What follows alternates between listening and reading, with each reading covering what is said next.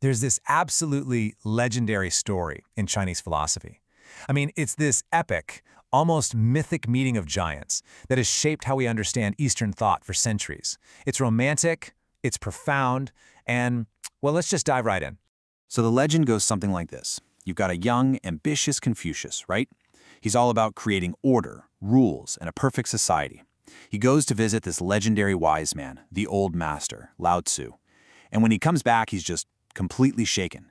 He tells his students, look, I get how the world works. Birds fly, fish swim. But Lao-Tzu, he's something else.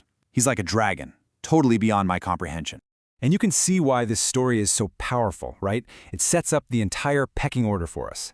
Lao-Tzu and Daoism are the ancient, mysterious, deep source of wisdom. And Confucius, he's the brilliant, but younger, student, just trying to grasp a piece of it. It's a clear hierarchy. Okay, but hold on. What if that whole beautiful foundational story is just plain wrong? What if modern scholarship tells us that this meeting almost certainly didn't happen? And the real story is actually way, way more interesting. Yeah, this is where it gets really fun. Because once you start looking at the hard evidence, the timeline we all thought we knew gets completely flipped on its head. Let's just look at the dates. It's pretty clear. Confucius, he's born in 551 BCE. He's our historical anchor. Then you have the Buddha, born about a generation later. But here's the kicker. The Tao Te Ching, you know Lao Tzu's famous book? It doesn't even show up in the historical record until around 350 BCE. That's more than 100 years after Confucius was already dead. So what does that actually mean? It means everything we thought was backwards. Taoism wasn't the ancient source that inspired Confucianism. It was a reaction to it. It didn't come first. It came later, almost in protest. It wasn't the wise old grandfather of Chinese thought. It was the rebellious grandson. And you can see this rebellion so clearly in their core ideas. On one hand, you've got Confucius, who believed the way forward was through Li. That's structure, social rituals, all the rules that make society function. But the Taoists, they said, no, no, no. The way forward is actually the way back. Back to Pu, the uncarved block, that raw, natural, simple state of being before we messed it all up with our rules and labels. Okay, so if the timeline is inverted, that leads us to an even bigger mystery. If Lao-Tzu wasn't the ancient master who taught Confucius, then who or what was he? I mean, you can't avoid the question, right? If the old master wasn't actually old, then who in the world really wrote the Tao Te Ching? While the scholarly consensus today is pretty wild, Lao-Tzu probably wasn't a real person at all. The name literally just means old master. It was likely a pseudonym, a kind of brand name for a whole community of thinkers. Think about it. A bunch of hermits, maybe some librarians and archivists who got fed up with all the Confucian bureaucracy, and they start writing down this alternative wisdom. To give their radical new ideas some serious street cred, they attribute it all to this fictional ancient master. Genius, really. And what's so fascinating is that this same thing happened in Buddhism. A lot of the Mahāyāna sutras were written down centuries after the historical Buddha died. They were composed by later communities who felt they were tapping into the timeless, living spirit of the teaching, the voice of the Dharma. So in both cases, it wasn't about who literally wrote the words. It was about whether the words carried the true spirit of the Tao or the Dharma. So now you have these two massive, competing ideas swirling around China. You have Confucian order and you have Taoist freedom. And right into the middle of this philosophical tug-of-war, a third major player arrives, Buddhism. And this is where our hero, the incredible 6th century master Zhiyi, steps onto the stage. Just imagine being a Buddhist missionary back then. You show up in China and you've got to explain your ideas, but the only words, the only concepts people understand are already defined by this tension between the Confucian grid and Taoist flow.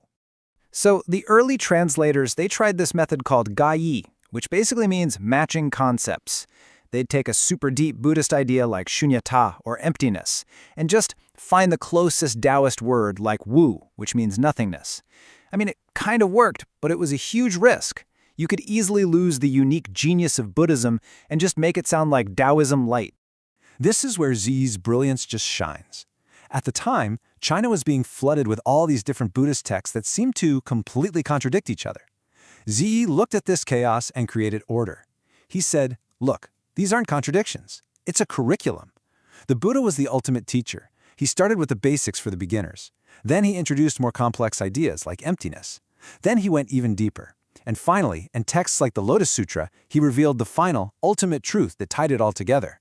It wasn't a mess, it was a master plan. And it's in that final revelation that we find the ultimate insight, the one big idea that actually unites this entire 1,000-year story. Zhiyi's big idea was something called the Ekayāna, or the one vehicle. He said that all those different paths and teachings the Buddha gave, they were never actually separate paths. They were all just different ways of describing one single, massive, all-inclusive vehicle that's big enough to carry every single being to enlightenment. They all lead to the same place, because they were never really different roads to begin with. And this leads to a really profound thought.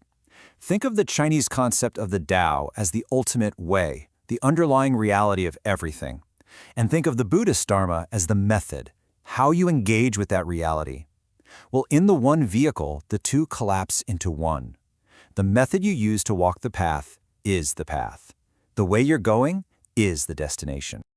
So, after all that, after this incredible 1,000-year conversation between three great traditions, there's a simple, elegant metaphor that really ties it all together beautifully. First, you've got Confucius. He's the one who gave China its structure. He took a blank piece of paper and drew the grid lines: society, family, duty, order, the things we need to live together. Then the Taoists came along, and they were the rebels. They looked at the grid and started erasing the lines, trying to show everyone the pure, blank paper that was always there underneath it all, that primordial, natural state of being. And then finally, Buddhism, through the genius of Zhiyi, came along and delivered the ultimate punchline. It showed that the grid and the paper were never two separate things. The lines are made of paper, the paper is revealed by the lines. Form is emptiness, emptiness is form. They are and always were one single reality. Which, of course, leaves us with one last big question to chew on. If the method really is the reality, if the path is the destination, then where does that leave you? Right here, right now.